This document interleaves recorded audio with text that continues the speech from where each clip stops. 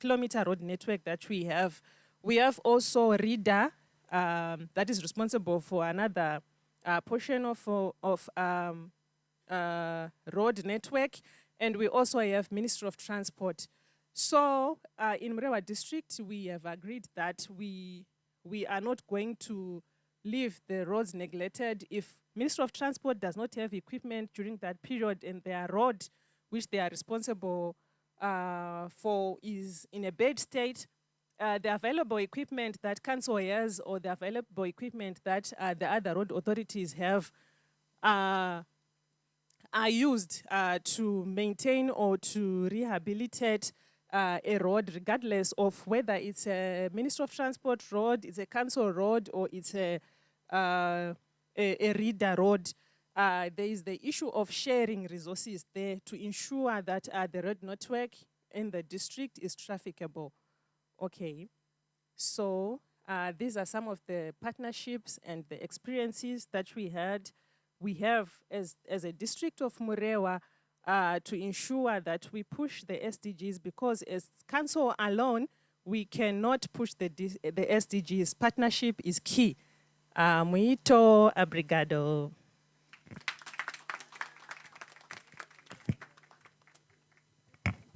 Is that the correct one? Oh, okay. Someone was correcting me. Could it say O? And I said, no, it's A. Obrigado, obrigado.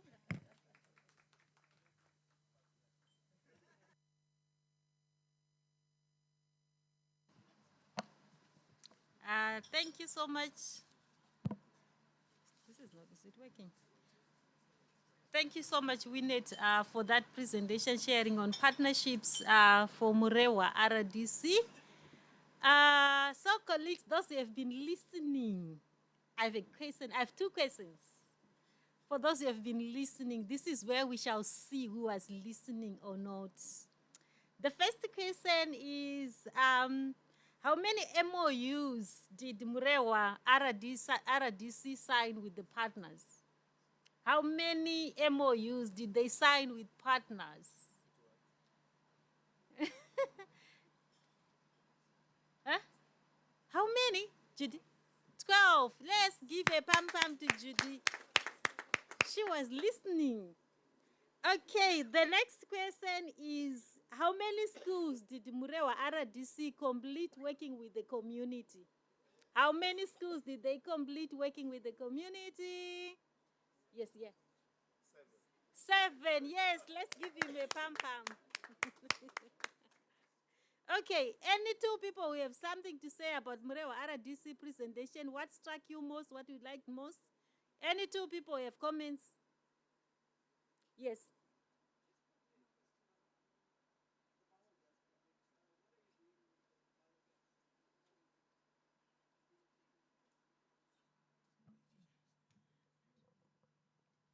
Okay, should I respond? Yes. All right.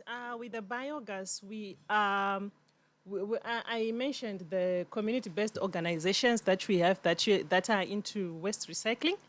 So the biogas is being used for heating, for the heating process, and also there is a public light there at the Waste Management Center. The biogas is being used to turn the generators to light that. For lighting, it's near a residential area, so it's providing lighting.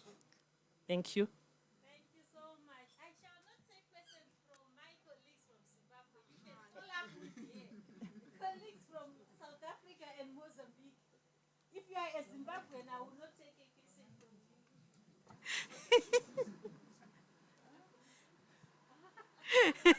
You have changed your place of residence. You are now from Mozambique. Okay, please go ahead. Thank you very much. For me, I really wanted to commend Murewa District Rural Council for the MOUs that they have with civil society. But my interest is in finding out, while it is possible to pick from what civil society are doing and align to SDGs, if we were to ask the civil society organizations in Murewa about the voluntary local reviews, would they be aware? What was their contribution? What was their participation in the process? And the second one is on the community partnership. there are barriers to community participation in those partnerships. How is the district dealing with some of the barriers like transportation, like child care support, so that groups like women can effectively participate? Thank you very much. You can see they are liaising there, caucusing happening. I'll give you a minute to respond. Okay, thank you. Yeah, he's my CEO sitting next to me, so he's trying to assist me. Okay, for the MOUs, the voluntary local reviews, in Murewa, we said the approach that we used for the VLR process is the Rural District Development Committee. All the development partners that come into the district, we agree as well in the MOU that they will attend all council meetings that they are supposed to attend. So these council meetings include the RDDC. In the Rural District Councils Act, there is the RDDC is a committee that should be established within council. So the development partners attend RDDC and other council committees. So in that process, they are part and parcel of the VLR, because our VLR process and data collection is done by the Rural District Development Committee through the thematic working groups. So everyone is responsible for bringing up their reports and reporting on what they are doing. If you go to Murewa now, last year we trained all the stakeholders, including the development partners on the VLR. And as we speak, yesterday there was a meeting, RDDC meeting, where data collection and to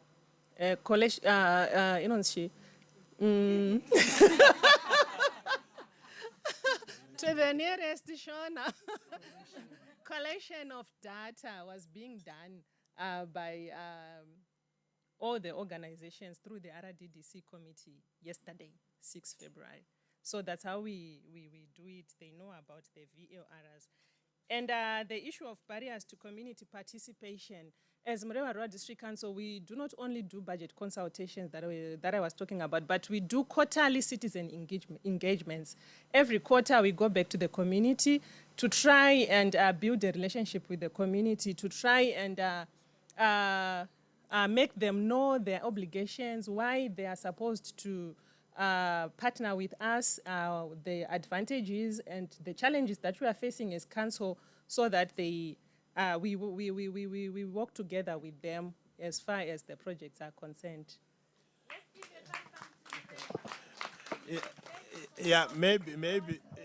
Maybe in addition to what she has said, I think she had mentioned that there are challenges like transport, etc. We ensure that the engagement meetings are done per ward, so that all the people will be close to where the meetings are held. The transport challenges will be limited. And we also have a vibrant junior council, which sits quarterly. And yes, and our patron is here. So we ensure that no one is left behind that way. Thank you. Thank you so much. I think we are good with the persons. We can engage more. If we manage to finish early, we can go back to the engagements. I wish if we had put as a key partner the junior council. Hey, I always forget.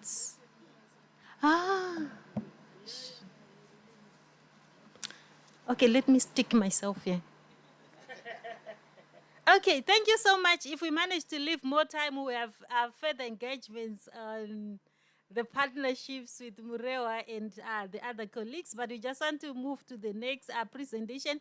We'll come back. If we manage to leave enough time, we'll come back to the engagements. So write down your issues, your additions. We want to invite Mr. Alberto Muyenta. I hope Mr. Alberto Muyenta will follow suit what Murewa has done in terms of managing to present in 10 minutes. Is he around? I didn't check when we started. Okay. So he's preparing to come. He's preparing his presentation. Can we give him a pam-pam, a round of applause? Whilst he's also coming, may I also let you know that I'm from Mozambique. Our origin is Mozambique. We are from Mozambique. Our totem, Humbamakombe Nguruwe. If you've seen the wild pig, we are the wild pig from Mozambique.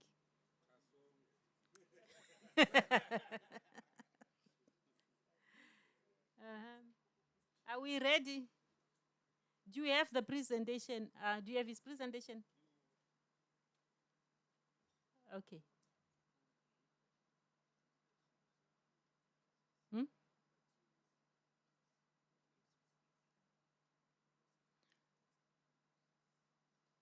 Okay, Lusung, you can come up with your question whilst we wait for Mozambique to set up. Oh, now you need the mic. We can't hear you. There's a question somewhere here. Okay, you can, yeah, yes. You can, please go ahead with your question whilst Mozambique is setting up. Okay, thank you. I just wanted to go back to our discussions yesterday in terms of partnerships and linkages and say there's a lot of work that is being done in local authorities. And sometimes because maybe where we are coming from, local authorities are not doing much, we assume that that is what is happening, like the whole country, in the whole country. So I just wanted to encourage civil society organizations that might be coming from areas where stuff is not being done. Someone yesterday was saying that children are not being involved, but we have, for example, junior councils that are very active from Murewa, from Mutare, from Rusape, from so many other local authorities. So I just wanted to encourage that some of these reports are sent monthly to the Ministry of Local Government, to different other partners. So to find a central point where we can get or extract that information, especially from the ministry, because it's there, so that our data at the end of the day is not mixed up and we assume that there are no linkages, that there are no partnerships, and that not much is being done. Thank you so much for that contribution. I think it's a recommendation.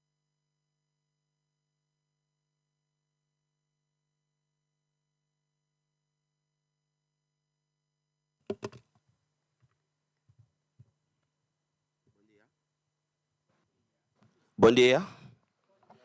Good morning. Vou falar em português. Meu inglês é muito limitado para questões profissionais,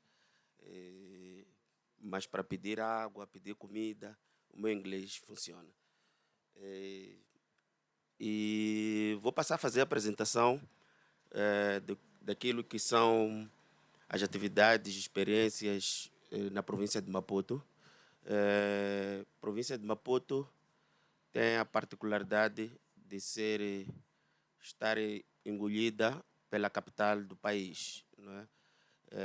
Esta capa já diz alguma coisa, é caracterizada por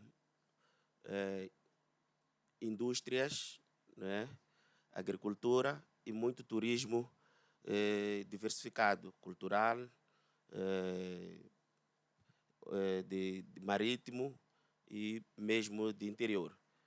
Bem, vou saltar aqui a estrutura. Sorry.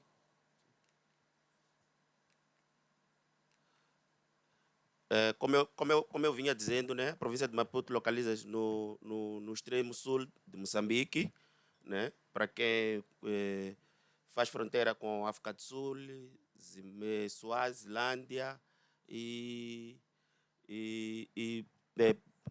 praticamente a província de KwaZulu-Natal. A característica da província de Maputo importa muito produtos sul-africanos e exporta também para a África do Sul e Zimbábue.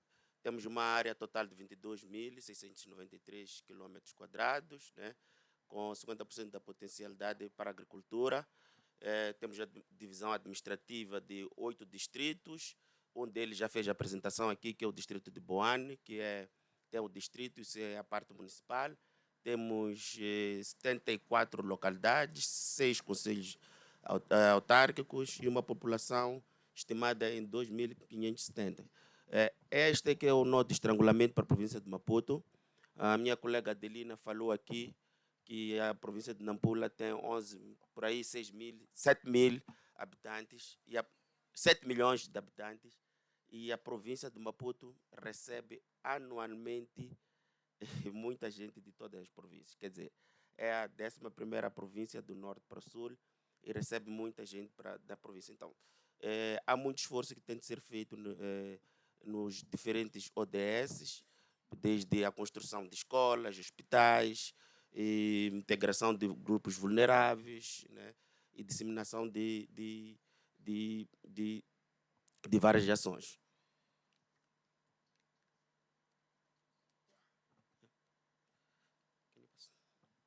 Bem, o processo de localização do ODS na província de Maputo iniciou com a primeira fase, né, que é o desenvolvimento de seminários de alto nível, devido à situação que tínhamos 2 órgãos, né, tínhamos o executivo e o órgão, quer dizer, secretário de Estado e o governador. Conseguimos fazer um único seminário para os 2 órgãos, que era para disseminação a alto nível da localização dos ODS, depois criação do grupo de referência provincial, à semelhança das outras províncias que aqui passaram, não se difere muito, estamos todos alinhados nessa matéria. Depois foi a fase 3, que é a campanha, só de referir que na fase 2 o grupo de referência é institucionalizado, não é? Se um membro não está, ninguém pode vir substituir e por aí em diante. Depois tivemos campanha de rádios comunitárias. Esta fase aqui foi muito importante para disseminar os ODS. Tivemos lá a colaboração de diversas rádios comunitárias em todos os distritos, 8 distritos da província de Maputo, norte ao sul, e inclusão de 14 jornalistas de diversas que fazem o trabalho em diversas áreas, desde saúde, educação, foram inclusos todos os jornalistas. Depois fomos à fase 4, que é o programa de capacitação, não é? Dos membros do grupo de referência, sociedade civil, algumas academias residentes na província de Maputo, e com a participação da Universidade Eduardo Mondlane. Depois, processo de consulta participativa, não foi mais na zona urbana, foi mais para a zona rural, com a disseminação daquelas rádios comunitárias. Tivemos muita participação, principalmente com apoio da liderança, neste caso do distrito. Depois fomos às mesas redondas. Esta fase também foi muito interessante, tivemos várias forças vivas da província.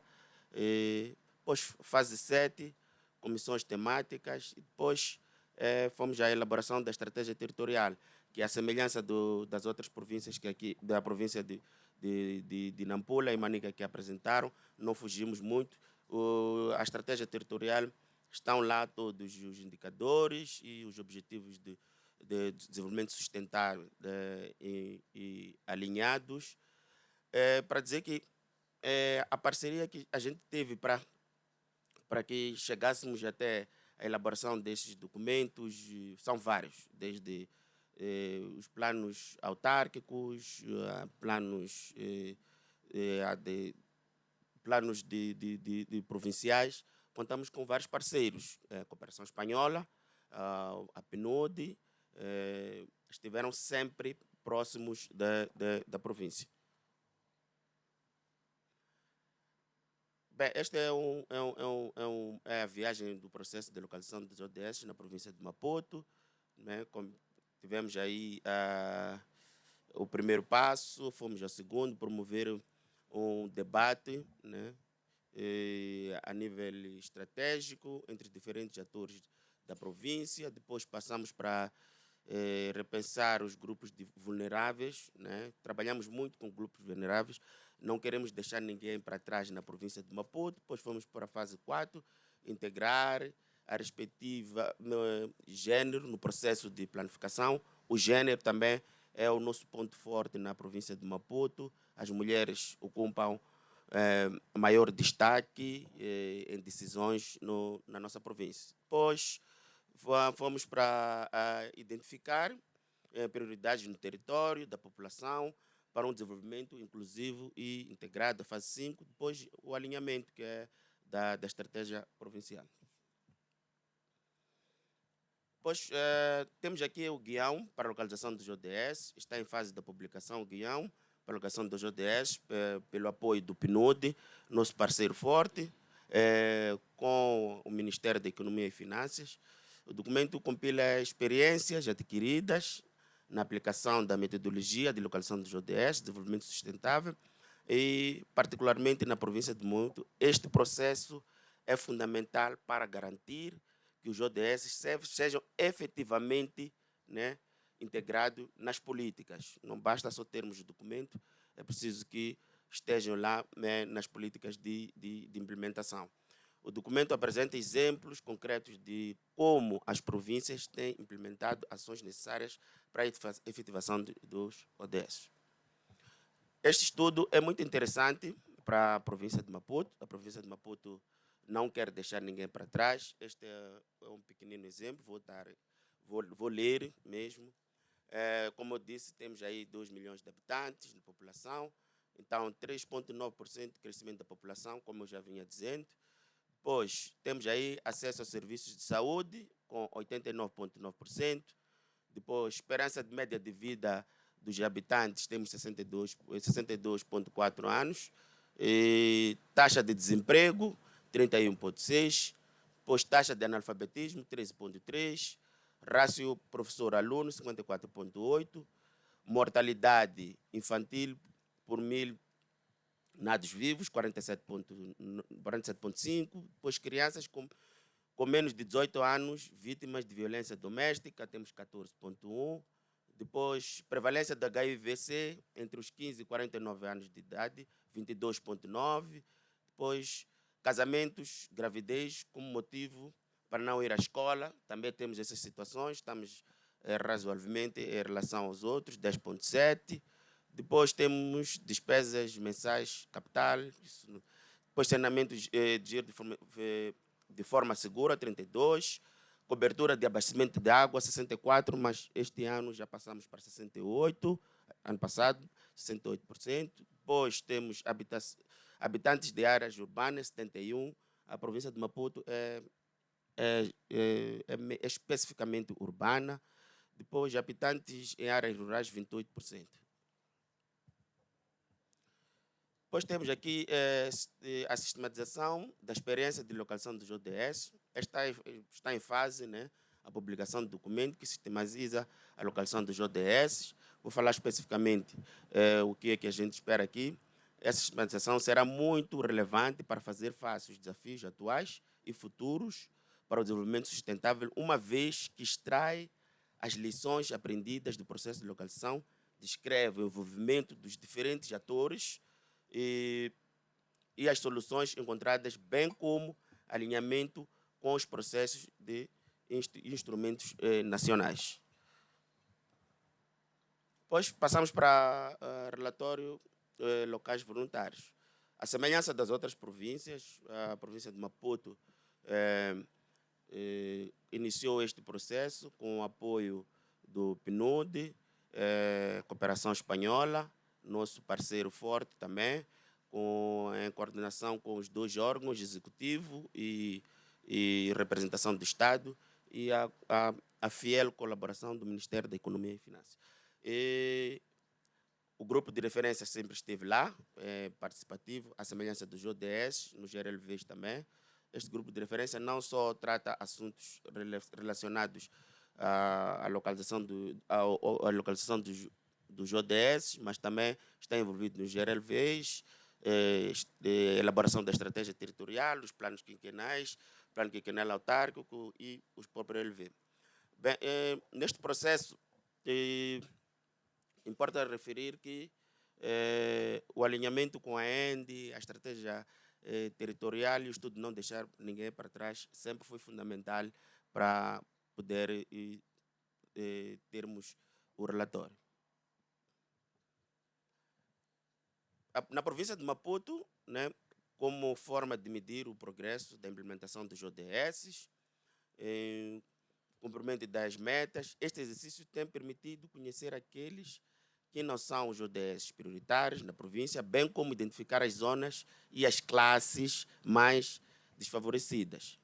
Para além da estratégia territorial, em 2023, né, fizemos aquele estudo que já passou lá atrás, para dizer que também é muito fundamental para a elaboração dos GRLVs. O estudo não deixar ninguém para trás nos é muito importante mediante os dados que estão lá. Bem, depois este é um pequeno diagrama, né, do processo dos GRLVs, né, disseminação dos ODS, reflexão dos processos. Tivemos um seminário de 37 participantes. Os técnicos são de planificação a nível autárquico, os representantes de sociedade civil, distritos, setor privado, academias e por aí em diante. Depois temos aqui no relato, né, no relatório, que já identificamos os ODS, né, 1, 2, 4, 8, 9 e 11, e os prioritários, né, são esses prioritários. O relatório voluntário de Maputo ajudará o governo no desenvolvimento integral e monitoria dos ODS a nível do sistema. Bem, em termos de parceria, temos aqui a agência Andalúcia e o PNUD, né, que estão sempre conosco na província de Maputo. Neste momento que estamos aqui a falar, a agência Andalúcia está a desenvolver atividades de monitoria dos ODS, apoio, né, em infraestruturas de apoio administrativo e por aí em diante. O PNUD não fica para trás. Todo o processo de RLVs, de todo o processo de localização dos ODS, contamos com o apoio do PNUD. Ainda não temos, assim, projetos estruturantes financiados pelo PNUD. Este é um desafio que a gente tem para este próximo ano, este 2025 e diante. E para a Agência Andalúcia, alguns projetos foram feitos, construção de várias infraestruturas que a província se beneficiou. E muito obrigado. Canimamba.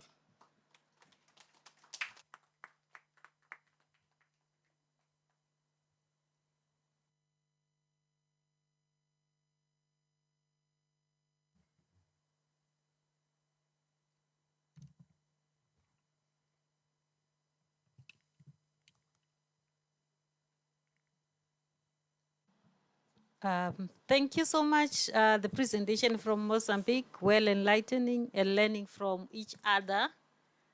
You want to add something? Okay, you are from Mozambique. Okay, I will allow you to add. Obrigada. Era só para fazer um esclarecimento na parte da parceria, porque normalmente nós confundimos muito quando colocamos o PNUD, achamos que já é todas as Nações Unidas, né? Mas aqui também temos o apoio da DESA, então faltou isso aí neste último slide. Penso que foi mesmo um entendimento. Normalmente, quando vemos UN, pensamos que é tudo a mesma coisa, mas é UN, DESA e também tem o PNUD, são agências diferentes, nem todos nós conseguimos perceber a diferença, então era só para acrescentar isso. Porque o processo específico do RLV, que é Revisão Local Voluntária, quem iniciou mesmo foi a DESA. Mas o PNUD já vinha fazendo no terreno um trabalho de localização do ODS já há anos.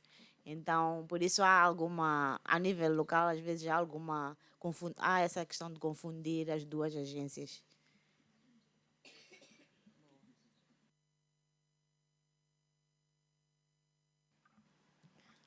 Thank you for that additional comment, and thanks to UNDESA and UNDP and the UNCT. I'm sure the resident coordinator is part of the system.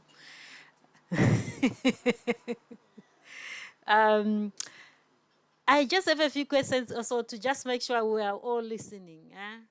We want to make sure we are all listening. I know people have got so many tasks, multitasking. I hope one ear was listening, one ear listening to something else. My first question is, this one I'll just point it, anyone. So listen carefully to the question. Which structure that was set to facilitate localization of SDGs at the provincial level? Yes, Kara. Thank you so much. Let's give him a pam pam. Yes. They did set a provincial reference group. The next question is, which one out of the 6 transitions did the Mozambique colleague mention? There is specific transition which he mentioned out of the 6 transitions. Yes, the presentation covered almost everything, but there is one which he specifically mentioned for those who were listening. He did not use the word transition, but he mentioned the transition.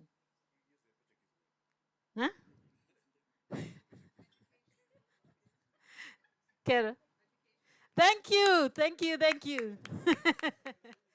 Carol is listening. Huh? He mentioned SDG 4, education. And which partnerships did he mention that they partnered in delivering SDG 4? He mentioned specific partners. Yes? Okay. Okay. Okay. Care again, we shall give you, today we will give you the opportunity to have tea first before everyone else. Thank you. Let's clap for Carol. Yes, he mentioned the partnership with the university, the academia, which is very important, an important partner in delivering. Then in addition to that, he mentioned the rural communities. He mentioned the leadership of the district, important collaborators in delivering on the education transition, SDG 4. So I'm sure Mozambique, in that regard, what is left is just to flag it up and find ways of accelerating it, since it's already part of what they are doing and already structured in a way to deliver better. Okay, what is the level of water coverage? What is the level of water coverage, access to water? Yes. I think it was 64%. Yes, clap hands for her. 64%. Then the last question is, he mentioned the VOR process, which was very good in terms of how they delivered on it, the VOR report. Then he mentioned specific SDGs, which are covered in the VOR report.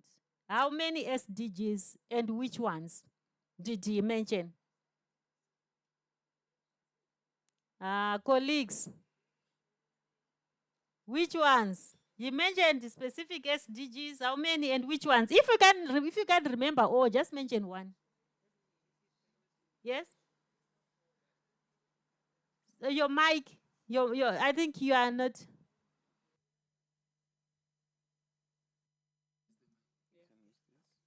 249. Thank you so much. 249. Yes, now we are left with 3.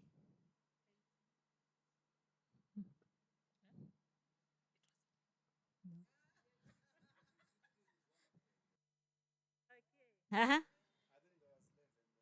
Yes, there was 11. So 2 more. 1 and 8. So you mentioned 1, 2, 4, 8, 9, and 11. Thank you so much, Mozambique, Mr. Alberto Mwando, for the wonderful presentation. We'll keep ourselves engaged when we finish all the presentations. If we have any additional questions or clarifications to our colleague from Mozambique, we'll be taking that. Now we want to move on to Ms. Nevana Sriksono. Hey, I hope I've pronounced it correctly, please. Let's welcome here to the podium to make the presentation. And remember to listen carefully. So this time we are going to be asking tough questions. Over to you, and I hope you can manage within the 10 minutes just like the other colleagues have done.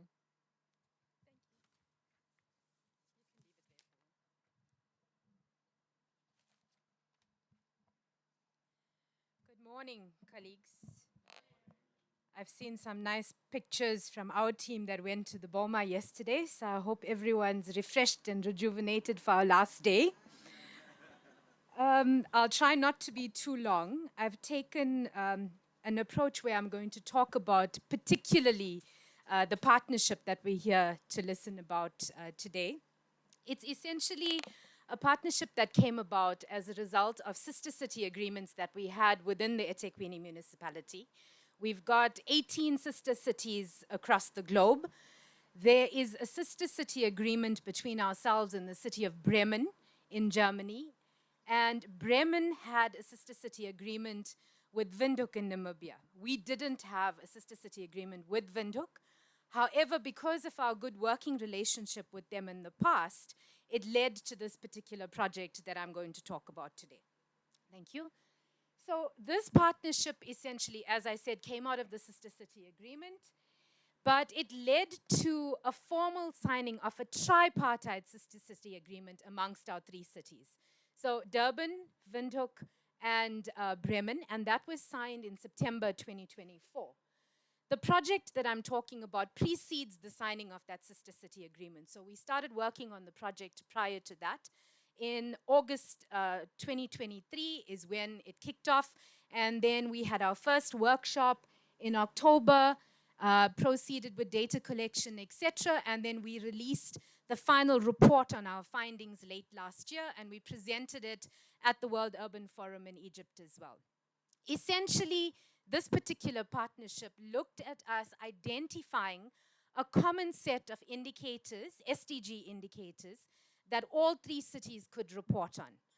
We then took those indicators, we collected data on those indicators so that we could compare our progress across the three cities, and we produced the particular report that we're talking about. It was a project that was funded by, and I need to get this right, by the Service Agencies for Communities in One World. It's called SKU in Germany. So we applied for a grant with them and successfully got that grant, and they funded the work that we're doing. So the SDGs that we selected for this partnership are SDG 6, 11, 13, and 17. I'm not going to go through the actual indicators. You can read it for your purposes on the screen. But these were the indicators that we found where all three of our cities were doing some sort of measurement and reporting on those particular indicators. I must admit, we started off with a much longer list of SDGs and a much longer list of indicators. However, when we got around to starting to collect the data and look at how we were reporting, we realized it was completely different reporting in all three cities. Some of us were not even reporting or even monitoring certain aspects of the SDGs. So the list reduced quite drastically to what you see on screen there. So our findings, as I've indicated, different indicators are being monitored in different cities. Some cities had not even started the monitoring process for the SDGs. So that was one of the positive things that came out of this partnership. Our SDG institutionalization committee that was established in eThekwini is a model that's now been adopted by Windhoek, and they are proceeding with the SDG localization and institutionalization process using that particular model. Second one is that there's different definitions for the different indicators. So where we might say access to basic level of water in South Africa might mean something completely different in Bremen. So we again had to find what was common within those cities so we could measure and compare accordingly. I've indicated that there's different ways of measuring. And then, of course, number 4, as we spoke about in the last 2 days, the lack of data for monitoring and reporting on the indicators. However, out of this entire partnership, we realized that there's really good practices in all of the cities, not just within the partnership, but as we've heard, amongst us all in the last 2 days. And that's really, really good. Sorry, you can, one more. Thank you. So on clean water and sanitation, just to elaborate on what some of those good practices are, in case anyone else is interested, I'm not going to go into the detail, but in Durban, we have very good water quality monitoring and the water recycling plant. In Windhoek, although they have water scarcity, they're very innovative around how to deal with those water scarcity issues, so water reclamation, etc. And then in Bremen, they've got very high water quality standards and sustainable ways of measuring and maintaining those standards, as well as the water resource itself. Thank you. On SDG 11, in Durban, we've got renewable energy projects. We also quite involved in diversion of recyclables and dealing with organic waste. In Windhoek, their solid waste management practices are quite good, and they've progressed quite well in terms of electrification of informal settlements. In Bremen, they've got quite a good transport network and very high quality refuse removal services. On SDG 13, in eThekwini, we've got very good climate action plans, which we're starting to operationalize at the moment. That's to deal with the issues that we've got around climate change at the moment, and it's becoming more and more important. We've also got some good disaster management practices that we've just started with right now, also stemming from lessons that we've learned through the disasters that we've been through. In Windhoek, the integrated climate change strategy and the action plan, again, some good practices there. And then in Bremen, they've got the climate change adaptation strategy and the energy transition. So they're moving from away from coal to renewable energy.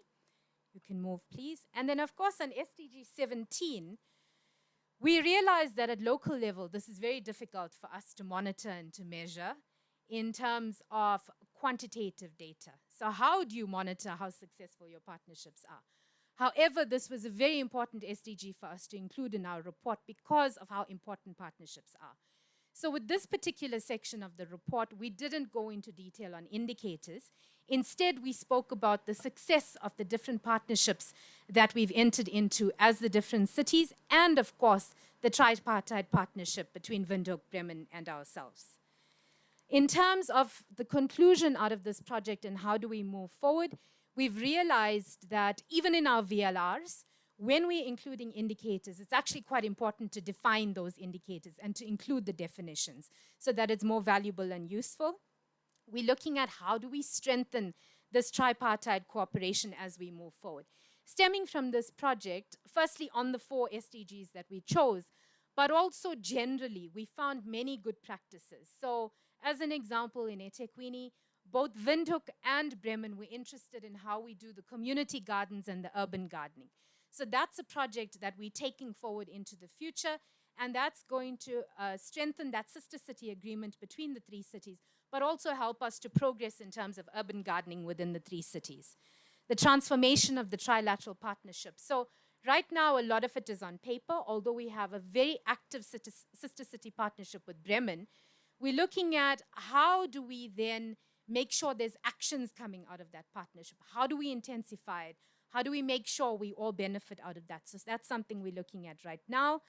It's also given us the foundation for common future projects, as I've mentioned.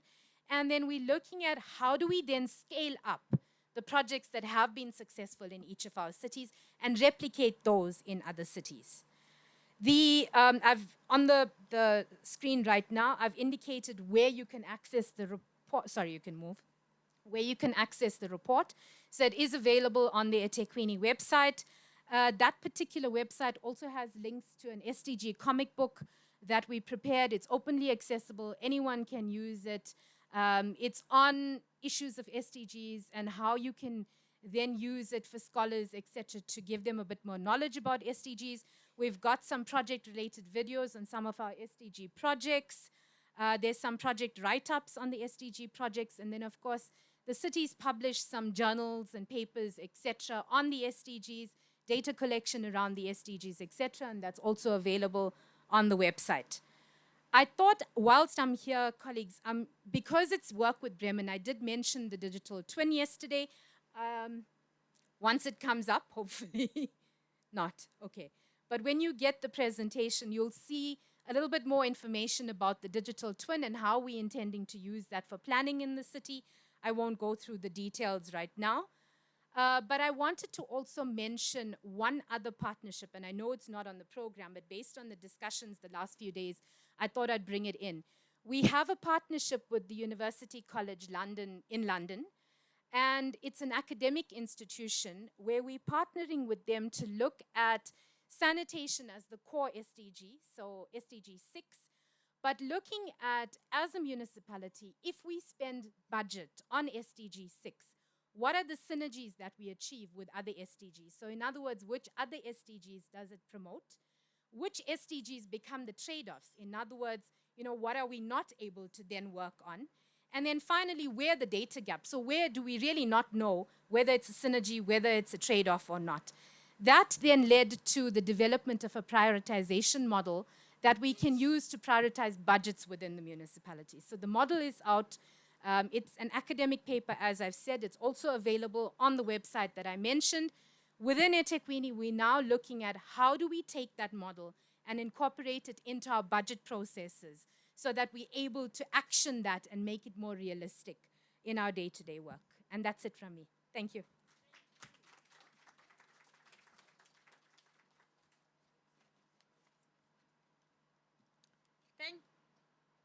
Okay, I have to be here.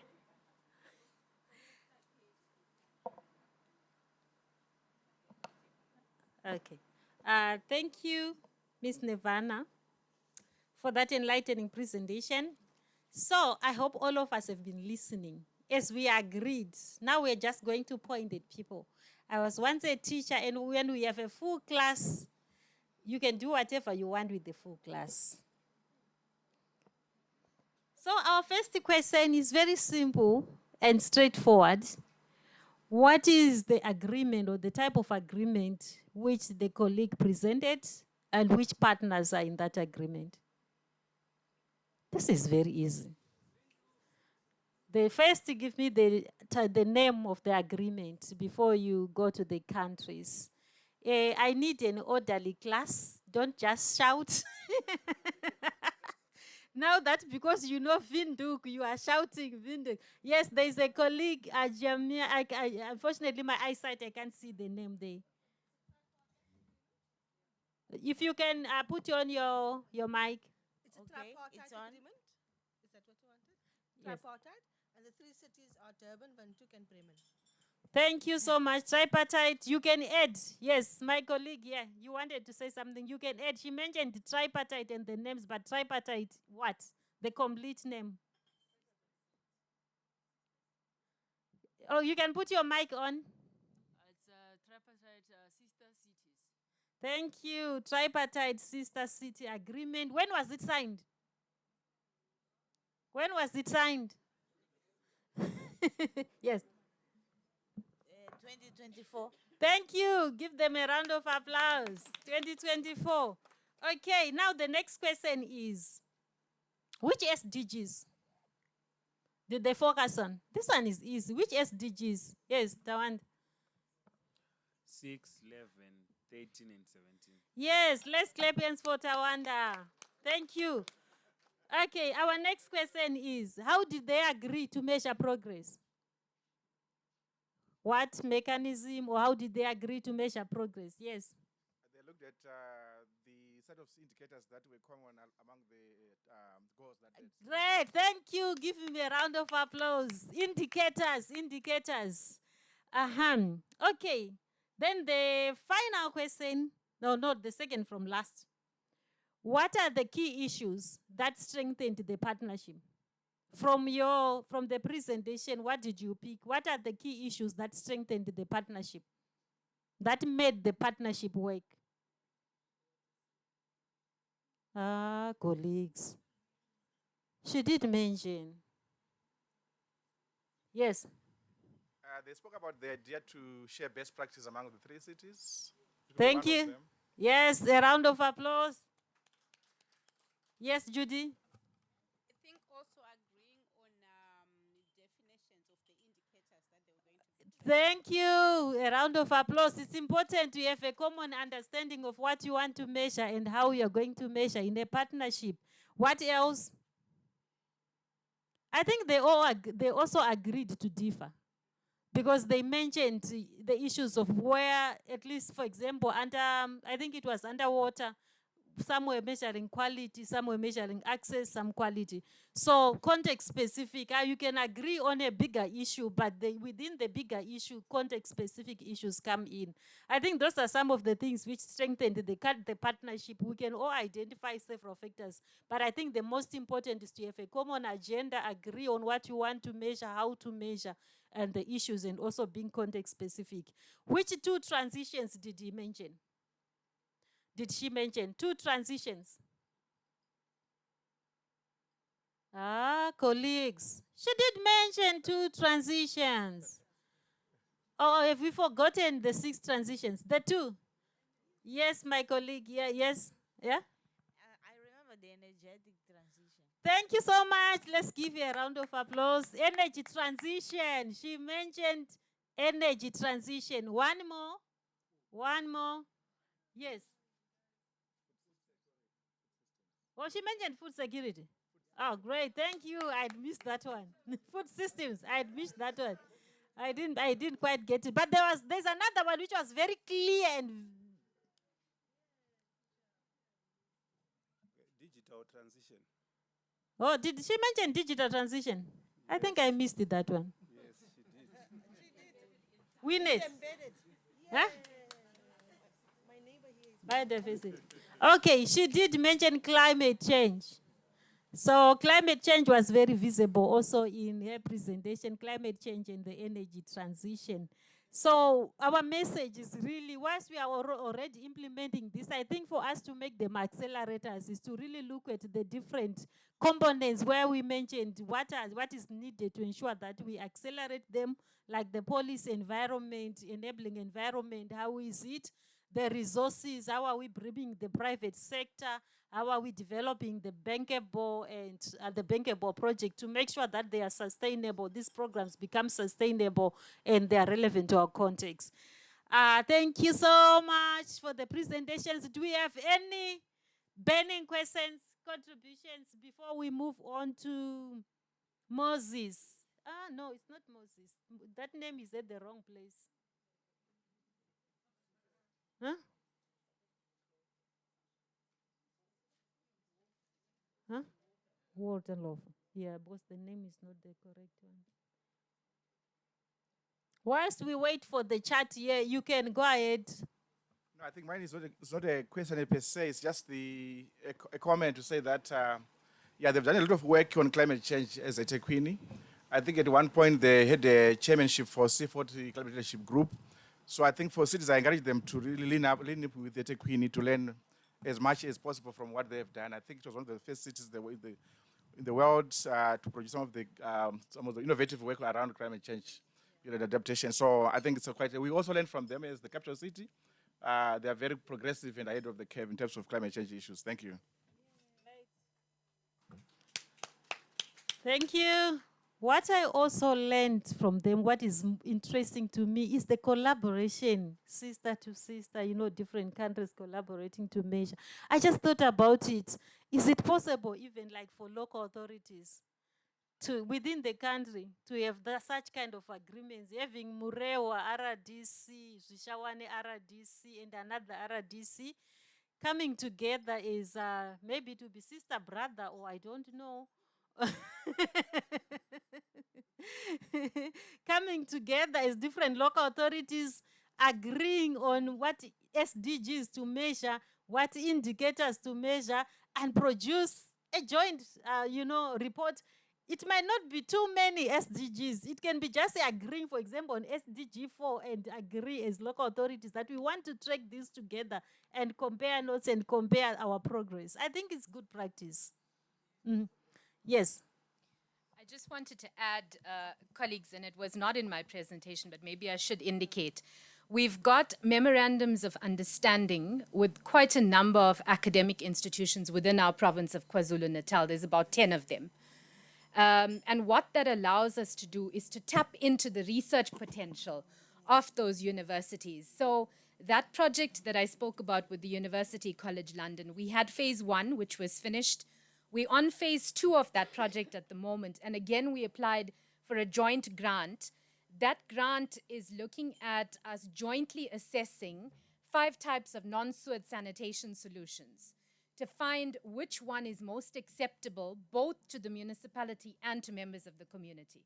So municipality in terms of cost, our infrastructure, et cetera, and then to members of the community. And I was saying to colleagues, when we went out and did some work with community members, we realized that we consider technical solutions all the time, but we don't consider the softer issues. For example, the young girls in the community said to us, you'll put in these non-sewage sanitation solutions. Yes, they work, but there's no disposal bins for sanitary items, like your sanitary pads and all of that.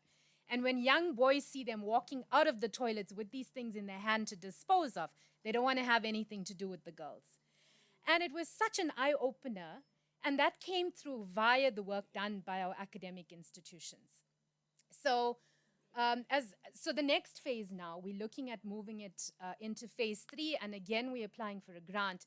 But where I'm going with this is we're bringing in the local academic institutions now, not just University College London.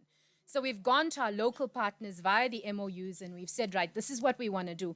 Come and partner with us so we create the local expertise behind it as well. Thank you.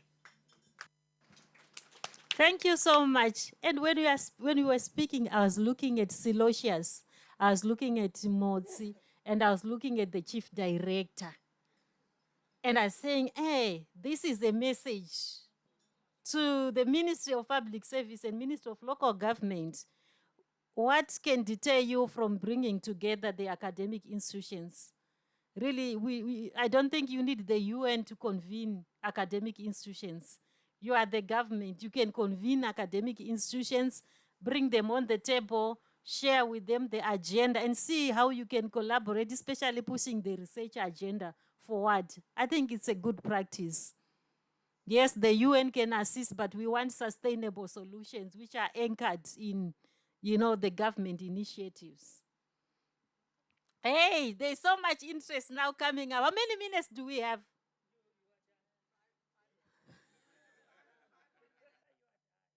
I'm told, some is saying I'm done, some are saying 5.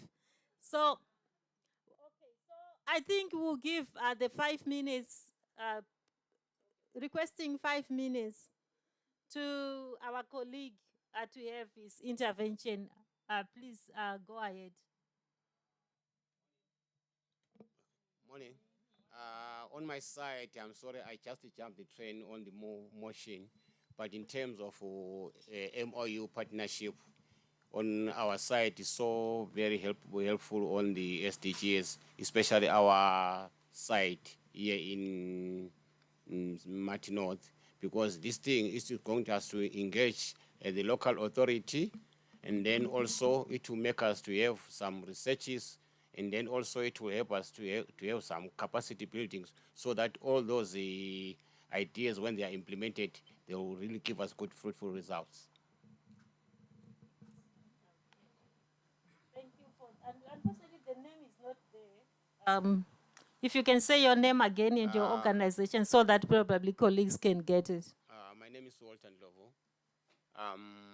Talking on behalf of Victoria Falls Disabled Advocate Association. Thank you so much. Let's give him a pam-pam. Okay, I've been told I've overstayed here, but I don't believe it's true.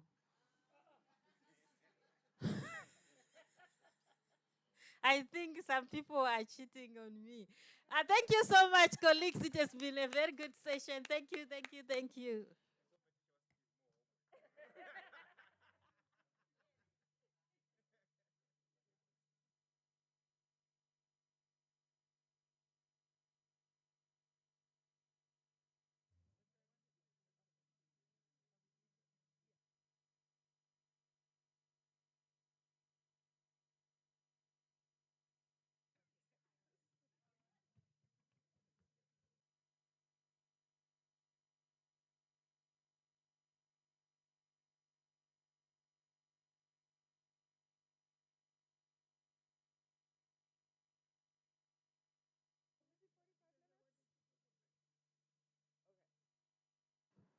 All right, good morning, everyone. So, Good morning, everyone. So we have, of course, focused a lot. I think we're all convinced of the value of SDG localization and VLRs. We know it's very well recognized at this point that the involvement of local governments is really a precondition for achieving the 2030 agenda. This is something that is recognized at the international level by member states, by the Secretary General. We see this in the increasing spaces, the growing number of spaces for local governments and communities to take place in dialogues at the international and regional level. So the question that we're focusing on in this session is, what is the United Nations doing about it or doing to support this? So we know that there's participation in intergovernmental dialogue, for example, but how is the UN working to support advancing sustainable development, taking multi-level approaches, working with national and local governments?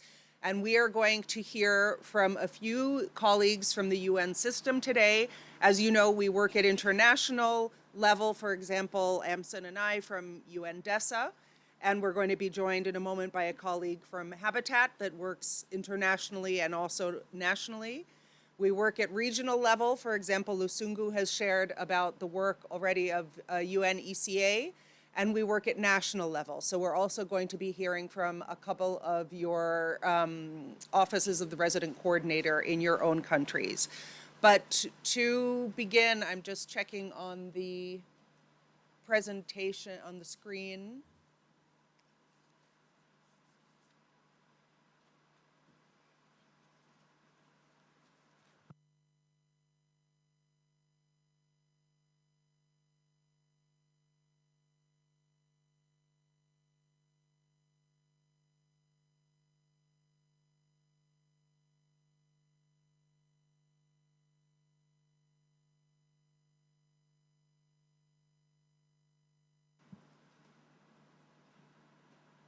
Okay.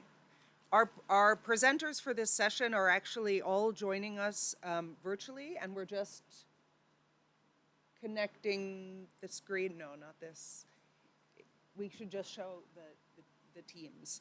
And if you will, participants, if you do not mind, if we can kindly accommodate a change in the order of presentations, because some of our participants are not able to stay for the whole session. So Caroline, if it's okay with you, I think we're going to start with Ms. Kefilo Masiteng, who's head of the Resident Coordinator's Office in South Africa. And then we're going to go to Mr. Ernest Mutanga with the Office of the Resident Coordinator in Zimbabwe. And then we will hear from Caroline Kernest von Einem with the SDG Localization and Local Governments team from UN Habitat with a more international and regional perspective. Thank you. So are we? Just one moment, colleagues.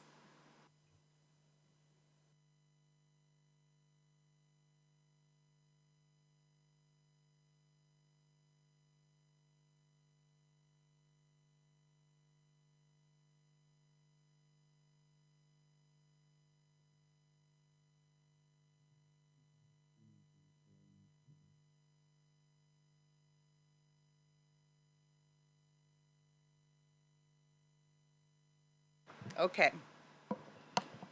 There we are. Okay, so Kefilo, are you with us? The floor is yours.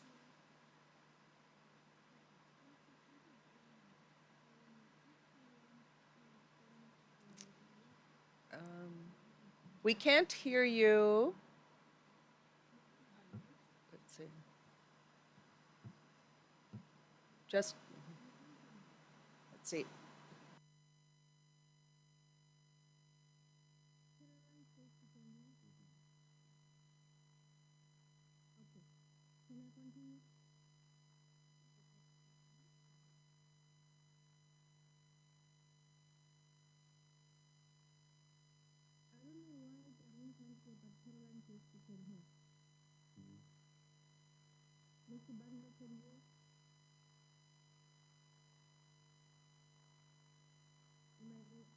Just one moment, please, and we're working on the sound system.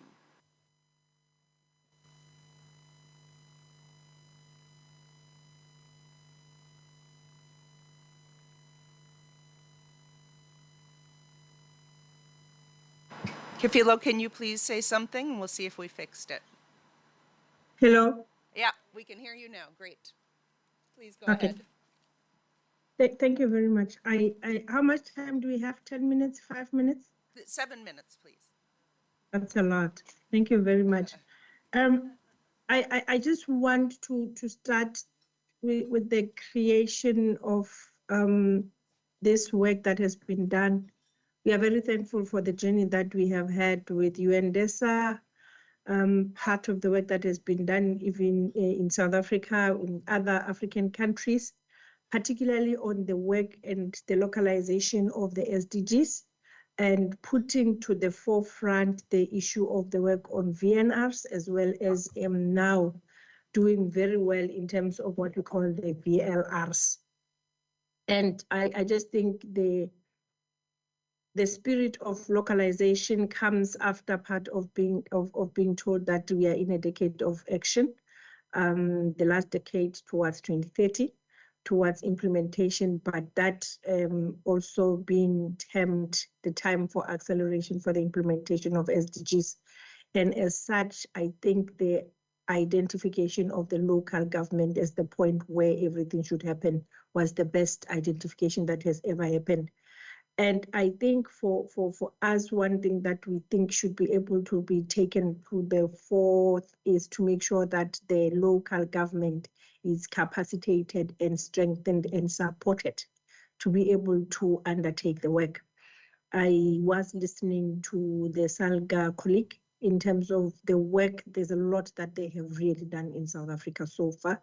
And I wish that understanding that the district and the municipality is the point of planning and where the people are, the United Nations role should start to be strengthened in terms of collaboration, partnership, and stakeholder engagement around the level of communities with the people where the people are, and making sure that then there is a change that is seen, and the impact, I think, will be further seen and heard. Now, how do we do that? I think the major issue is to understand how far we have come, and the linkages and interlinkages and complementarities between VNRs and VLRs. More importantly, I think the role that the UNDP has done in terms of playing a seriously technical role, UNDESA being able to provide the guides, all the rest of the United Nations agencies should be part of this work at the VLR and at the VNR. And that is because each one of them have got a sector that they contribute to. Each one do have a role that they play, whether it's with children's for UNICEF, whether it's about health for the World Health Organization, whether it's about creation of employment for the ILO. So you will realize that they all have a role, and all those roles are aligned to the roles of the sectors that the governments and even the countries set themselves up to do. So the major issue is real partnering and working together with the countries, journeying with value add and co-creation, but also making sure that they accompany the country at the local level for the acceleration of the implementation of the SDGs in these few remaining years to 2030. The last part, I think that the role of the UN entities should have is the ability for the UN entities to be seen to be delivering as one. So when the UN approaches and is seen in the local government, there's a proper understanding and a bigger picture understanding of what the UN in a country is. For example, in our country, where we would have the UN with about 20 entities, they should all be understood to be part of one umbrella towards the call to action that should be able to ensure that when all their actions are pulled together, they are able to give bigger impact at lower level. And I think one should say, building on what exists, that relationship have been strengthened at national level, and I think it can be strengthened further at local government. But at the higher level, I think what needs to be done is building trust, building capabilities, and making sure that they support at local government. In the last 2 minutes that I have, I think the further support that can be given is when the United Nations in the country starts to work and embark on its cooperation framework, local government should be at the heart of it. When the country has taken a decision that the coordination mechanism is going to be dealt with and done at a district level, we should see that coming out when we go into the cooperation framework, that we will also be able to see and ensure implementation of the cooperation framework at the local level.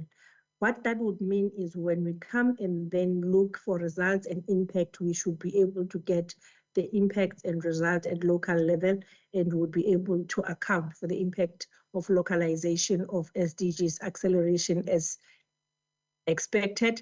And we should be able to ensure the priorities and the transitions that are being part of the moving forward and the foresighting for the next few years to 2030 are inculcated in planning at local level and making sure that localization is not just writing VLRs. It is also when we cooperate, we partner, and when we do the plans for the country to ensure that the United Nations that delivers as one is able to accompany and deliver together with the country for the development agenda of the country. I will leave it at that. Thank you very much. Thank you very much, Kefilo. And I noted your comment about the cooperation frameworks and the importance of local government involvement in those. And that is something that, well, I wanted to mention that last year, the Secretary General of the UN formed an advisory group of local and regional governments to advise on how the UN can better engage with local and regional governments. And this body came up with a series of recommendations over the year, and one of them focused on the relationship between UN country offices and local governments. And so with this comment from the RCO of South Africa, we're hearing that there is also, you know, a lot of work happening at the national level, obviously, and it is in line with what some of those recommendations were. So thank you very much, Kefilo. And I would now like to give the floor to Mr. Ernest Mutango with the Office of the Resident Coordinator in Zimbabwe. Do you hear me? Yes, we hear you well.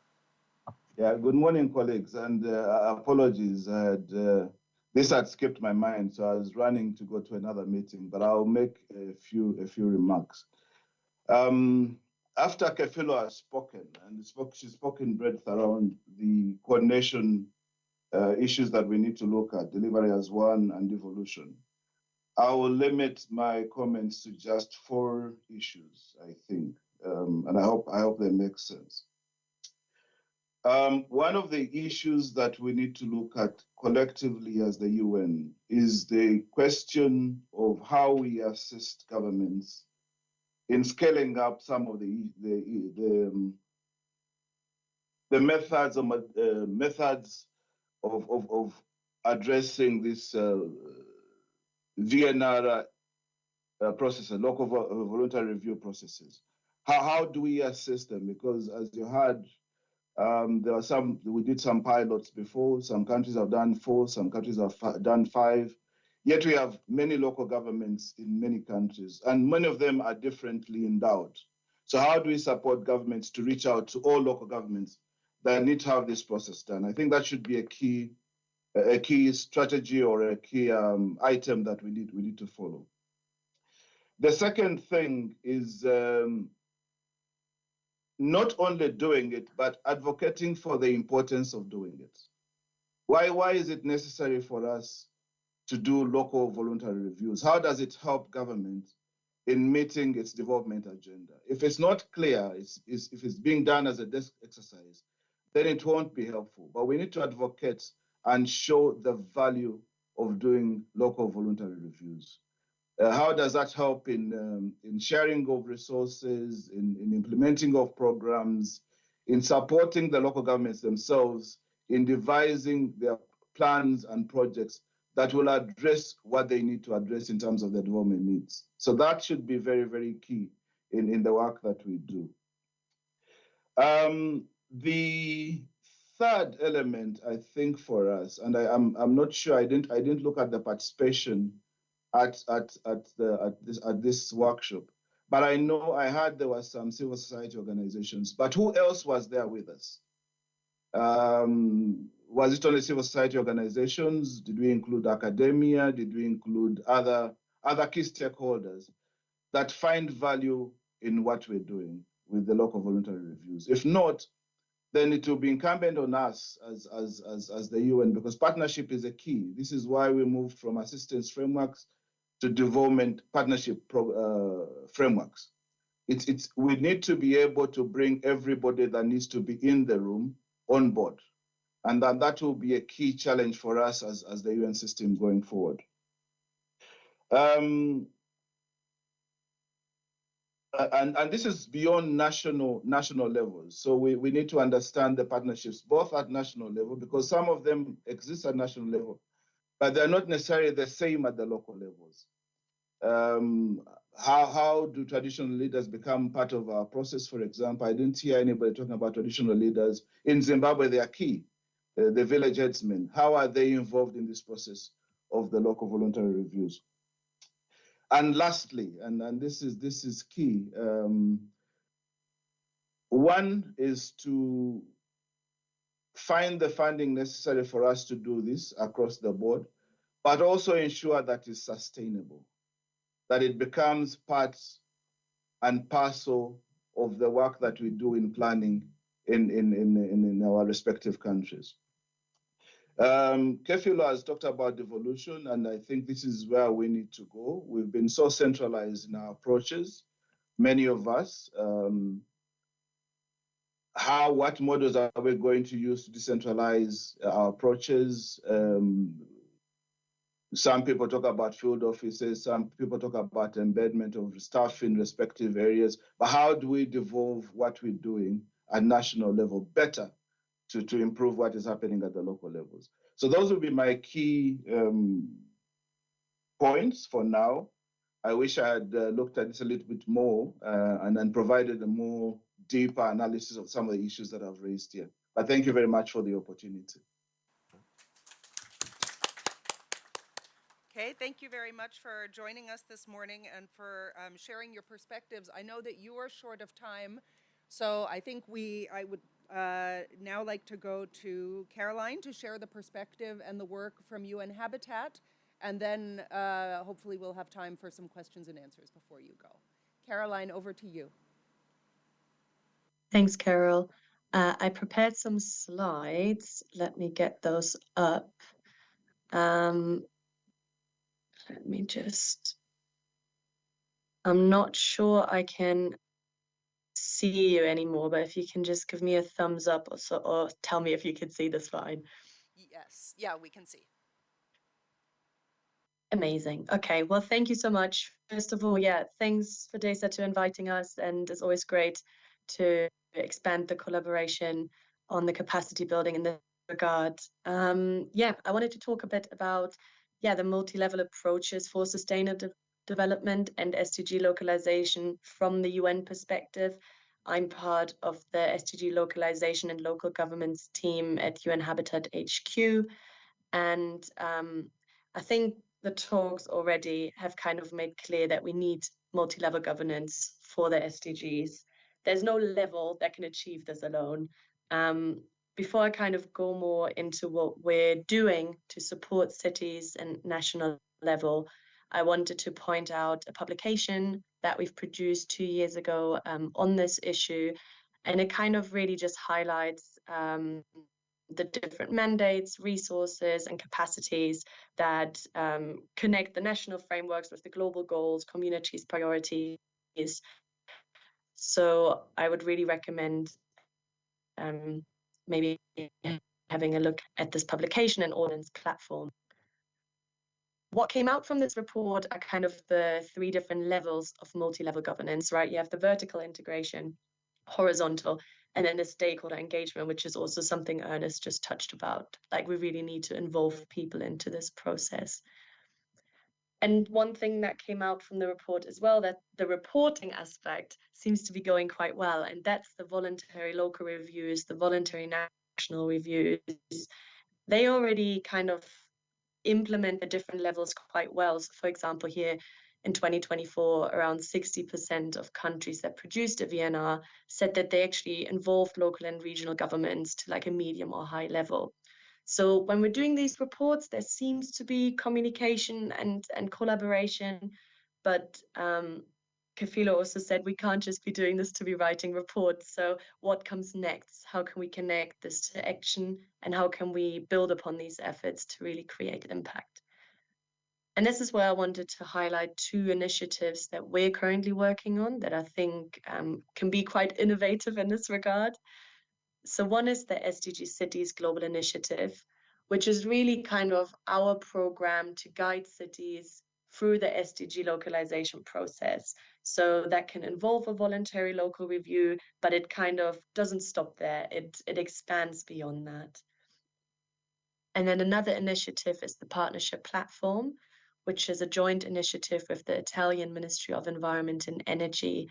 And this is really trying to focus on this multi-level aspect by trying to scale up the local efforts to country frameworks, so kind of providing cohesion within the country level.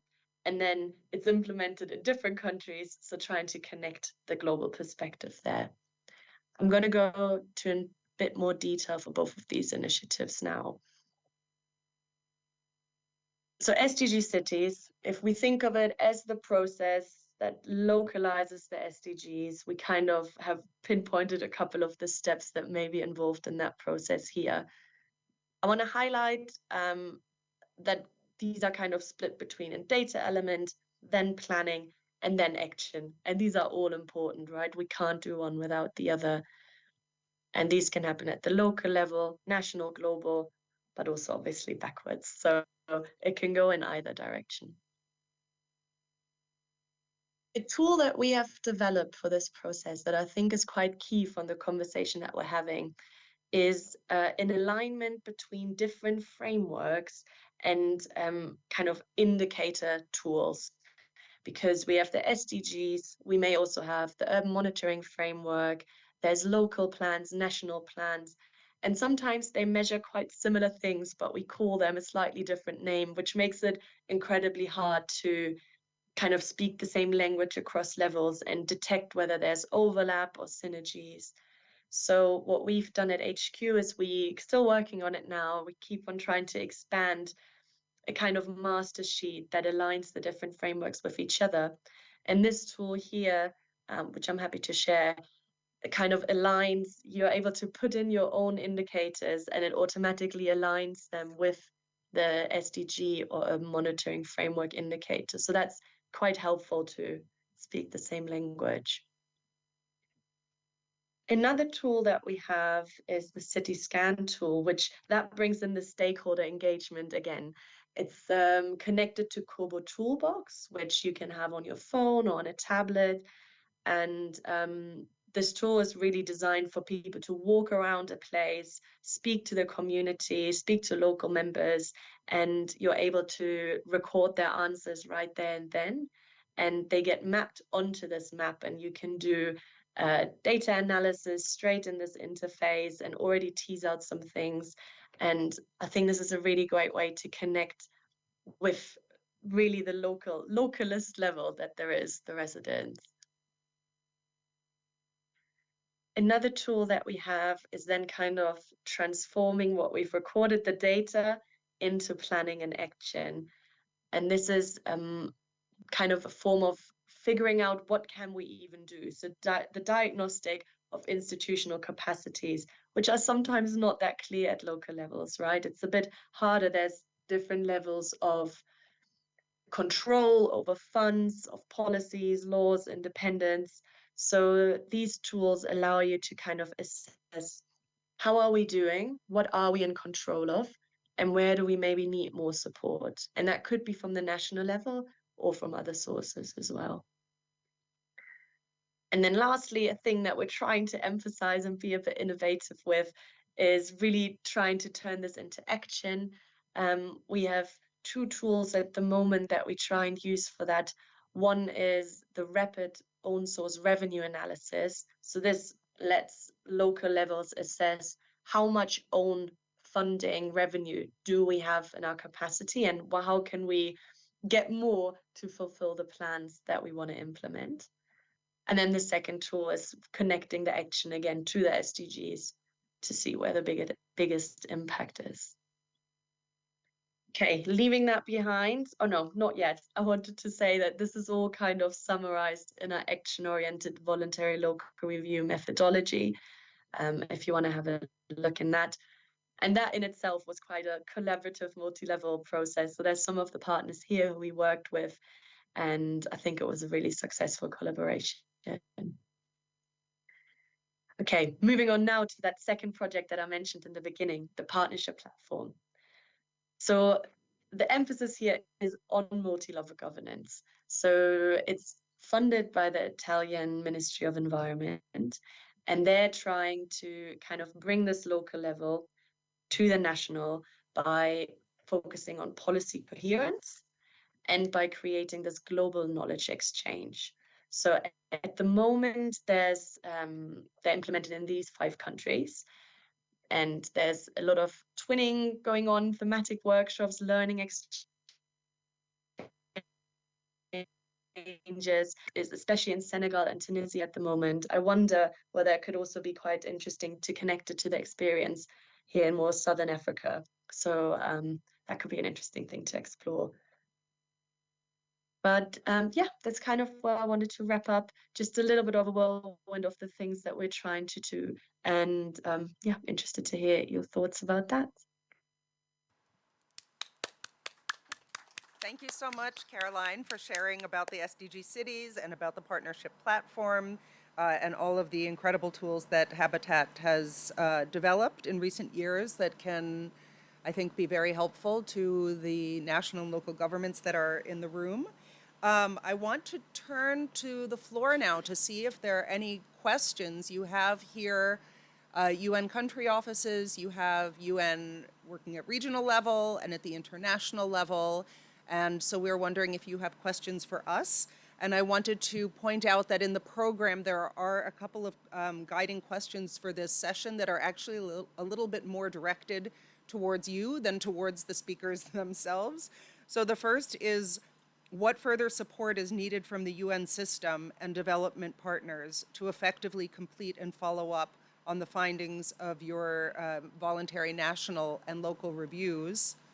And the second is, how can UN entities collectively support countries to build on existing SDG localization initiatives and scale best practices, including by providing support to local and subnational governments and boosting local stakeholders' capacities? So these are some of the questions that we're actually putting to you. But let me see now. Are there any hands? Okay, yes, please. First here, and then. Thank you. Sorry. Can I go ahead? Okay, thank you. I will speak in Portuguese if you allow me. Okay.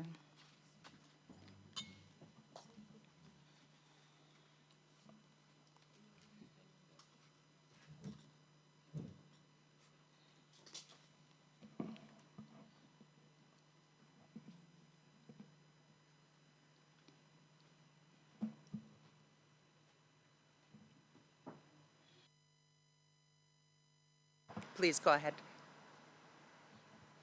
Bom, eu começaria por saudar todas as apresentações havidas aqui. E me parece que alguma luz já começa a aparecer de forma muito concreta, sem menosprezar o que vínhamos vendo antes, até porque o que se está a trazer aqui vai diretamente ao que estamos já a viver ao nível dos nossos distritos para a materialização dos ODS. Começaria por saudar a todas as intervenções, sim, mas particularizando a do Sr. Mutanda, não sei se pronunciei bem, His name is Mutanda, the second one? Okay, thank you. Então, particularizar porque ele trouxe aspectos muito concretos. Quando se fala de privilegiar líderes locais ou autoridades locais na implementação dos ODS, temos que perceber que eles têm limitação. E ele trouxe um aspecto muito importante, que é olhar para o governo local na forma como nós desenhamos as estratégias de implementação dos ODS. Porque se eles são igualmente importantes para a materialização, é que eles precisam de recursos, de meios para isto. E ele foi muito longe ao trazer esse aspecto. E porque o governo central realmente também traça políticas, ele trouxe essas duas abordagens, portanto, trabalhar com o governo central, mas acima de tudo olhar para onde as coisas acontecem. Portanto, era só mesmo um comentário. Mas para o UN Habitat, a senhora Caroline, gostava de trazer aqui uma abordagem que eu não sei se vou ser feliz, mas é que nós não podemos perder de vista que o mundo inteiro está em constante mudanças, até porque estamos a enfrentar mudanças climáticas. E estando numa situação em que o nosso país é vulnerável a mudanças climáticas pela localização geográfica, ano após ano, se não agora em que estamos aqui, há famílias que estão numa situação de falta de abrigo. E se estamos a falar de mudanças climáticas que ninguém sabe ao certo quando é que elas vão parar, até porque estamos a desenhar políticas de como fazer face a elas num horizonte de já praticamente longo prazo ou longo termo. Então é urgente também olharmos para os mais vulneráveis. Eu estive em Ancoabe. Ancoabe é um distrito de Cabo Delgado e pude ver lá, portanto, o que a UN Habitat tem estado a fazer com o governo local, mas também sei que tem intervenção do governo central, no sentido de apoiar as comunidades a fazerem casas resilientes. Então, eu penso que buscando a abordagem do Sr. Mutando, que é de potenciar os governos locais, provavelmente fosse aqui uma ideia de se olhar para estas casas resilientes a mais baixo nível, para que em períodos como estes, que há vendavais, há ciclones, há chuvas acima do normal, as comunidades consigam ter condições de, portanto, ter habitação condigna e não estarem vulneráveis. Portanto, era mesmo que é para trazer este aspecto mais concreto em relação ao que a UN Habitat tem estado a fazer e a necessidade de expandir face às mudanças climáticas que, infelizmente, vieram para ficar. Muito obrigada. Thank you so much. And I'm just going to give a quick translation for those participants online. So this was a comment, and she wanted to express her thanks to the speakers and to comment a little bit on Mr. Mutanga's comments. He spoke about real issues and the aspect of respecting local leaders in implementing the SDGs and how local governments should deal with that. She agrees on the importance of sensitizing them, and the issue of working with central government is also very important to see how things are moving. And her second comment was that the whole world is changing right now, and her country, Mozambique, is vulnerable to climate change. And that while we are here right now, there are other families that are homeless who have a very uncertain future. And her local government and Mozambique is in the process of designing policies to help long and short term, but more help is needed for vulnerable communities. She shared an example of seeing in Portugal and work that Habitat is doing. And she said one thing that is needed is to look more at resilient housing, to focus on shelter and shelter that can withstand some of the changes that are coming from climate. So thank you for that comment. And I just wanted to comment that that unfortunately UN country team from Mozambique was not able to join today. They send their regrets. But I wanted to point out that Habitat, working at national level in Mozambique, has also been working closely with DESA in the VLR process. So thank you for that. Okay, we have another question. No, thank you so much, Carol. Thank you to the speakers. I think they were very clear about what they see on the ground and what is happening. And I think what's important for them, the comments that you see, is the comment about local government and its importance in the localization process, and how the focus is on local government right now, to realize the VLRs, but also the voluntary national reviews, because they have a direct contribution collectively to the national review. So I'm thinking that maybe it's an opportunity for our resident coordinator in South Africa. I'm in Buffalo City in East London, and I'm sure we have eThekwini, and we've got Cape Town and all the other municipalities who probably would want to have a more closer relationship with DPME and ourselves as the ones that are actually currently piloting the VLRs in our countries, to maybe have a more closer association and network with the UN organizations in South Africa. The reason being is that you want those VLRs to be accurate, for one, and in the right, heading in the right direction, from graduating from step 1 to step 2, and to become better and better. And I think that the UN can guide that process, so that even the country report becomes better, because you're able to identify the gaps that we actually currently have. Because right now, I don't think we've actually analyzed those. The strengths of the things that we are working on. What are the collective things that local government needs to focus on?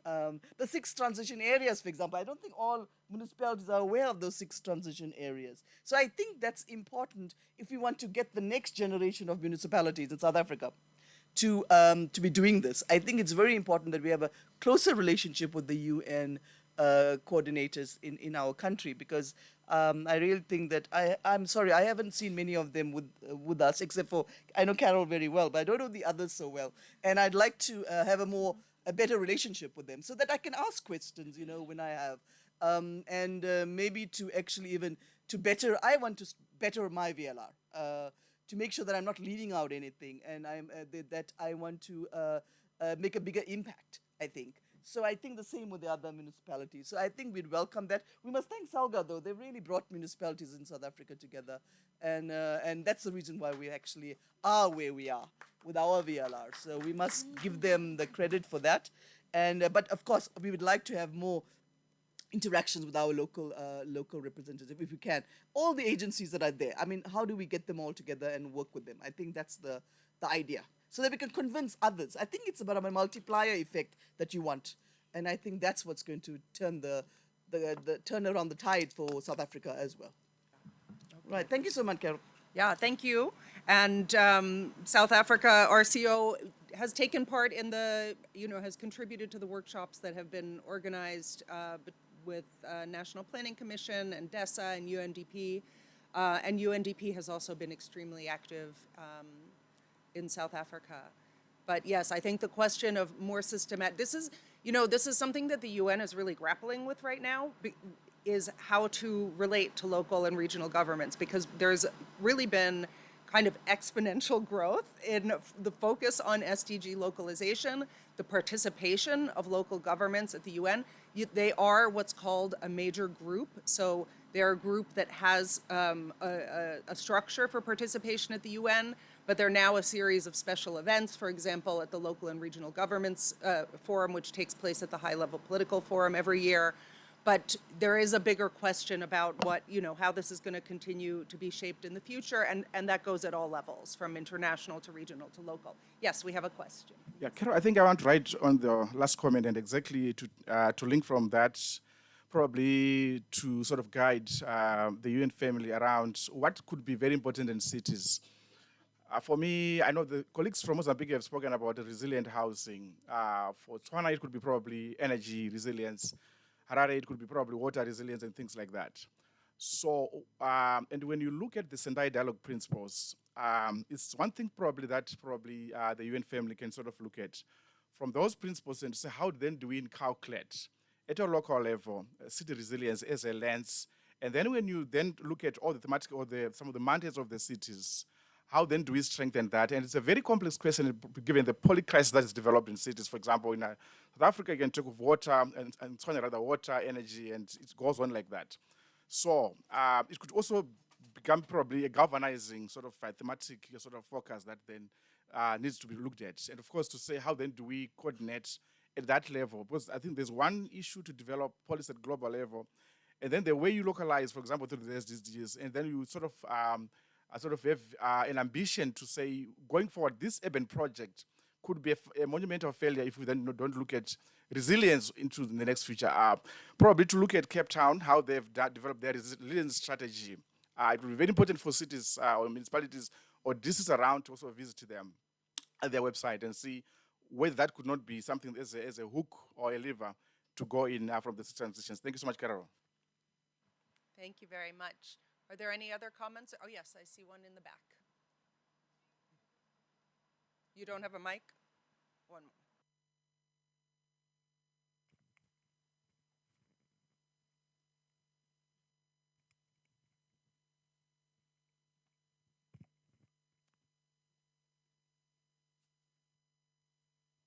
Thank you.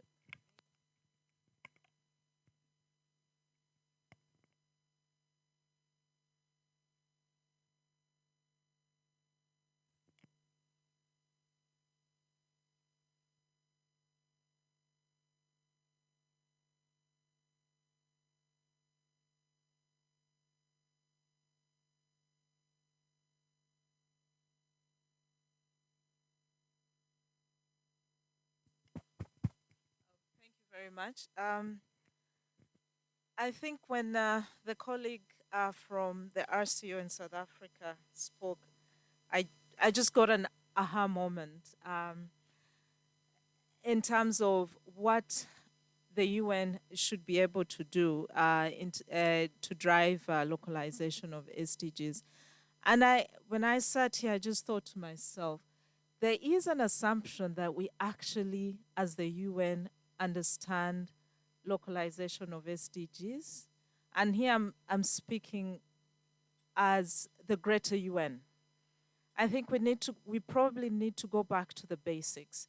UNDP, DESA, RCO, UNECA may understand the processes, how the processes are going, how they're working with the various local authorities.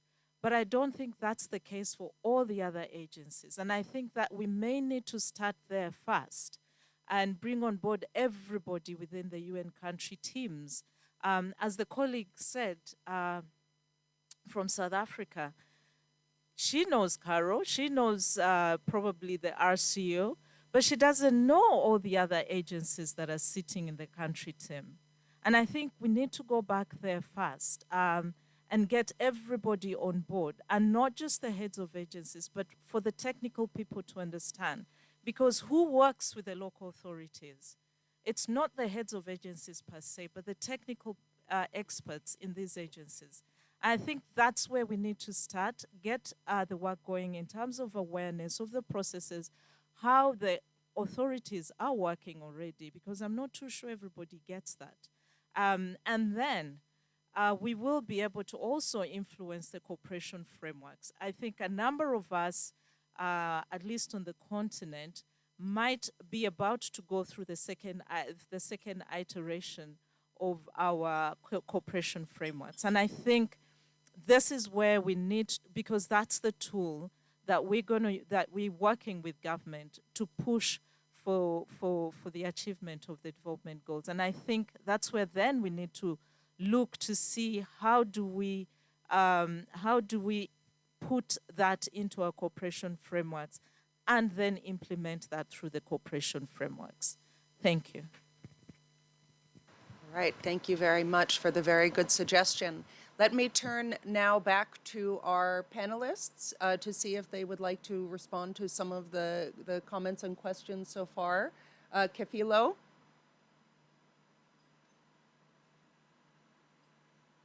Oh, thanks a lot. I think the last comment should also be taken to heart. The role that the UN that delivers as one should play is very important. And I like the fact that the comment says we need to all know what all the agencies do but maybe also allow the understanding of all agencies of the work of local government. Therefore, that becomes a serious call to action to ensure that there is that connection of the dots between local government. Maybe yes, when I say joining with government and accompanying government, it's the whole of government, but also let's translate that and say the whole of UN. And therefore, when we all come together, we are in whole, and then we have the UN that is all agencies having the same understanding of the priorities, the same understanding of the 6 transitions, and being able to inculcate and translate them in the manner that they are understood. And they can also make part of the understanding, and they will also guide what becomes the priorities, particularly of the cooperation framework, because the cooperation frameworks are also about how we cooperate with governments. Thank you very much. I think there's a lot that we can do, but there's already a lot that has been done that we can build upon. Thanks. Thank you, Kafilo. Ernest? Yeah, man, and I think it was apt that discussion has been brought up. We've got this animal, and I'm speaking here to both my UN.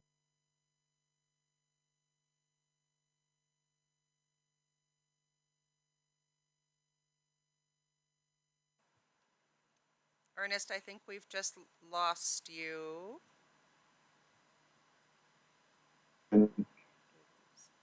We'll probably go back to Now you're back. that. We lost you for the Yeah. for the last 30 seconds or so, but now we can hear you. Very well. Let me make it brief. We've got this animal or process called the UN country team configuration process, which essentially defines who will be in the UN country team and how they're organizing themselves to deliver for the government. Now, essentially, what we're asking ourselves is if the governments are saying devolution is going to be key, the question then would be how is UNFPA going to fit within the devolution agenda? How will UNDP support the devolution agenda? I think that's the question. So the question is not only for us as the UN, but also for the governments to figure out how best our setups will support the agendas of government. It would be important that the governments make this very clear to us as the UN country teams and say, look, whatever you're doing, what we want you to do is not concentrate on being at the center, but being more efficient and effective at the local level, because that's where the development is going to happen. That will also speak to the way, for example, DESA organizes itself. How do you configure your programs to support that agenda as well? How will UNECA look at it? Is it UNECA going to remain largely involved at national level? Will it support the devolution agenda as provided for by the government? So it's a big question, and I think it is something that we'll need to look at going forward. Thank you. Thank you so much. Caroline? Thanks, Carol. I feel like much of the conversation is actually a lot more now between the local and the regional. So I'm not sure if from the HQ level I have much to add, but I think it's really great to see the conversations happening. So I might just leave it at that. Okay, thanks, Caroline. Are there any other questions for our participants or comments? Yes, Nirvana.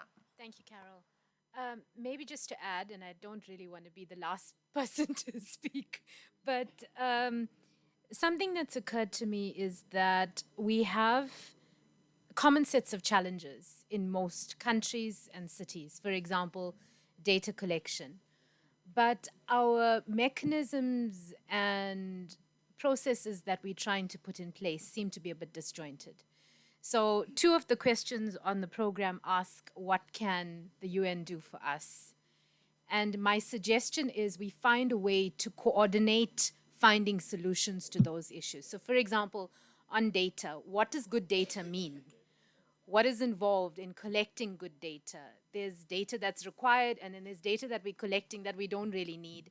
It's taking up space in our storage systems, etc., leading to environmental impacts, etc.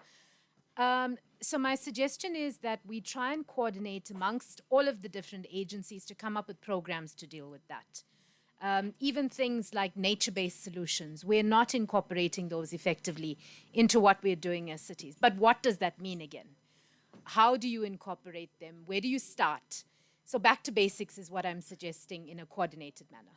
Thanks, Carol. Yeah, thank you so much. And I think in a lot of the presentations that you have shared about your VLR processes and your SDG localization processes, many of you have talked about coordination within your governments and between levels of government. And of course, that the UN system is vast, and so that is also always a really important issue for us. So I can share just as an example that within DESA, because we have divisions that do very different things. We have a division that focuses just on statistics and data. We have one that focuses just on forests. We have one, you met two of our colleagues in New York yesterday, one of whom focuses on financing, another DESA division, and one of whom focuses on public administration, which is again another division.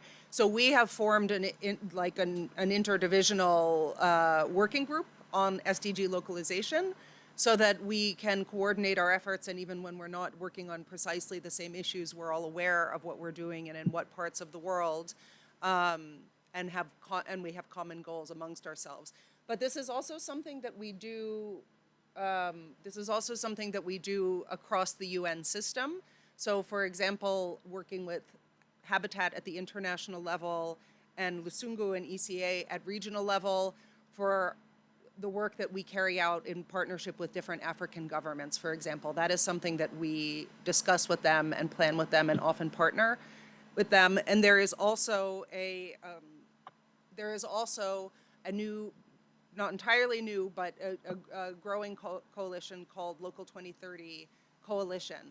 And this is something that is UN-led in a sense. It has, Habitat is a permanent co-chair, and then it has a rotating co-chair also from the UN system. But this is a coalition that brings together national and local governments, but also a variety of other stakeholders. And it does work a little bit to harmonize some of the work that we're carrying out. So it's a place that we can all go and have conversations on thematic issues about localization. Okay, so I know Ernest has had to leave. Let me just see, because something happened to our connection. Yes, Ernest has had to leave. I think that Caroline and Kefilo, if you would like to make any closing remarks, and then we will close the session.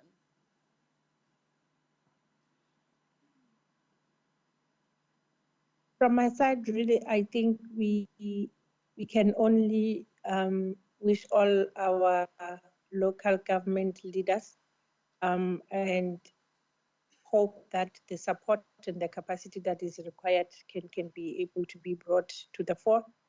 We should be able to connect the dots with local government and the United Nations in the countries, so that I think the impact can be bigger. There is a lot that has already been done. Let us build on it and accelerate the implementation of SDGs. Thank you. Thank you so much. Thank you. Then I'll just join up, kind of echoing what Kefilo just said. I think it's great to see all the efforts, hearing about all these different experiences, and maybe just to say from like the UN Habitat headquarter perspective, we do hear you, we do hear the challenges that still persist, and I think opportunities like this are super valuable to hear from you how we can better support you. And yeah, I'm thinking quite optimistically into the future and looking forward to see what we can achieve. So thank you very much. Thank you so much to both Kefilo and Caroline, and to Ernest. I am going to share on the screen, perhaps while we're having coffee, just recommendations. This is going back to the coordination point. Last year, DESA, together with Habitat and UNDP and UCLG and ECA and the other regional commissions and a few other partners, prepared a series of joint policy briefs focused on SDG localization, and there are a series of recommendations directed to national governments, to local governments, and to ourselves, the UN system, that came out of those. And those are common interagency recommendations. So I will put those up on the screen while folks are having coffee so you can take a look at them. And with that, I'd like a round of applause, please, for our panelists. Thank you so much for being with us today. Have a good afternoon.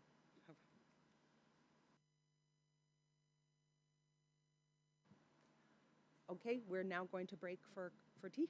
Yeah, enjoy. And we'll come back and we're going to have a breakout group session. Yeah.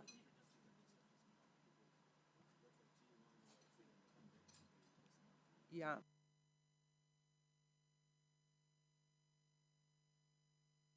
Lusungu, would you like to share the instructions for the breakout group now so that people can just leave the room, get their coffee, and go into their groups? No, we want to come back and